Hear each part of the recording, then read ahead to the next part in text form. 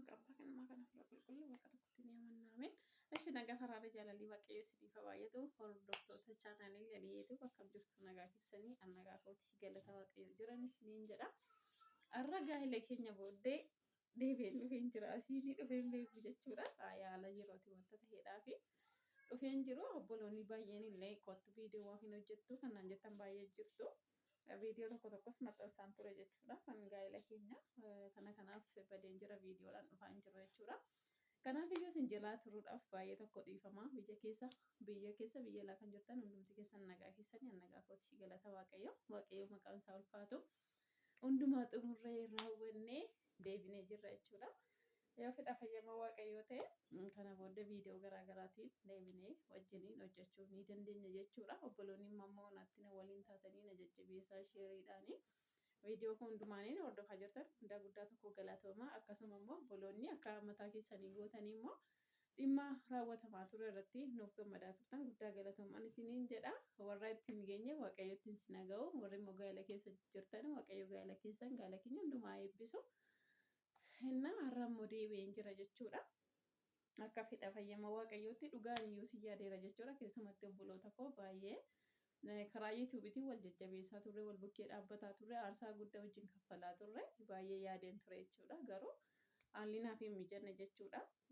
Dhimma gaa'elaa miti dhimma tokko gaafa qabdan immoo haalli amma ka'e amma isin hin mijatu jechuudha. Amma borii utuma jettan bakka yeroo isin jalaa deemti dhimmi gaa'elaa immoo wucoo miti jireenya wanta ta'eedhaa fi utuu wanta tokko mijeessitanuu saatiin sin jalaa dhumte jechuudha.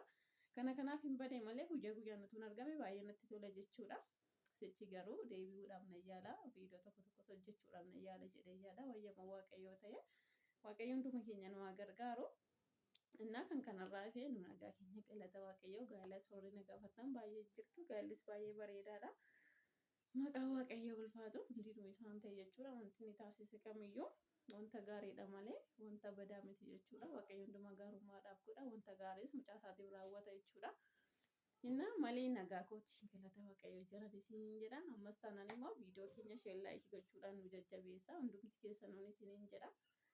Kanaaf iyyuu sichi bakka jireenya tokko lama jecha deemna wanta ta'eedhaa fi tokko lama jecha jireenya hundumayyuu wajjiniin deema wajjiniin wal jajjabeessaa deemna jechuudha. Namni kamiyyuu yoo wal jajjabeesse baay'ee tokko gaariidha yaada akka kootti jechuudha.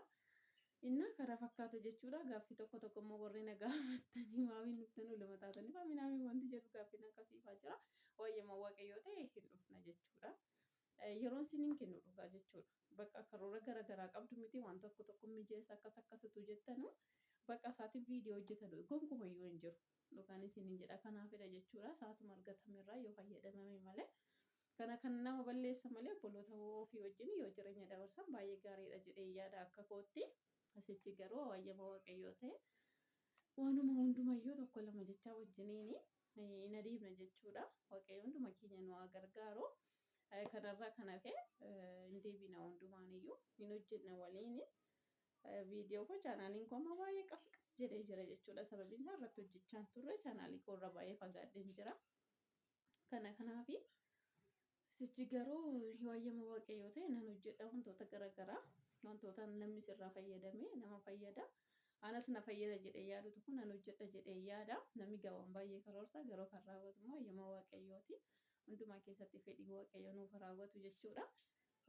Ammaaf ganaa tokko lama jechaa jirra. Mana minaaminii fudhannee maal hojjennee jechuudha. Waan akkasiiti. Ani immoo amma gara magaalaa dhufeera waan ta'eef sichi niitoorkiin wanta akkasiin hin cannaqu. Wantoota tokko wajjin hojjennan isiniin jedha. Obboloonni immoo naguma baddee waan jettanii na gaggaafataa turtanis guddaa galatooma. Nagaa kooti jira haaluma jiruun na balleesse malee jechuudha. Sichi immoo nan deebi'a isiniin jedheera. Hundumti keessanis immoo bakka jirtanutti jabaadha. Hojii keessanitti maal keessanitti hunduma irratti kadhannaa godhaa cimaa ani isiniin jedha. Nuufis kadhannaa godha. Waaqayyo gaa'ela keenya akka eebbisu dhuma keenya akka bareechu kadhannaa keessanii nu yaadadhaan isiniin jedha. Viidiyoo irratti immoo yoo fedha waaqayyoo ta'e wantoota haaraadhaan dhufuu hin danda'a jechuudha. Kanaaf chaanaalii kiyya akka naa sosocho'u sheernaa godhaan isiniin jedha. Kanuma isinitti himuun dhufee namoonni obboloonni baay'ee waan na gaafataniif jechuudha malee har'a viidiyoo baay'ee ergaa qabu miti kan hin hojjedhe. Chaanaaliin koos qas jedhee na aarsee jira jechuudha. akkasiin isiniin jedha obboloota koo bakka isin jirtan hundumatti waaqayyo si faana ta'u nagaa ta'an isiniin jedha. Chaanaalii kiyya immoo sheer naa godha viidiyoo kiyya sheer godhaati. Chaanaaliin koo xiqqoo ishee akka fooyya'u naa godhaan isiniin jedha. Na furdadheera miti. Achi keessatti furdaa dhufetti fakkaachaa rafanii isiniin jedhaanna. Bareeda jirra galanii waaqayyoodhaaf haa ta'u maqaan isaa ulfaa ta'u. Isa bocaa isaa hundumaa godhuun isiniin jedha. Viidiyoo tanuun hanga walitti deebinutti turtii gaarii waaqayyo isin faana ta'u nagaa ta'a. Baay'ee baay'ee.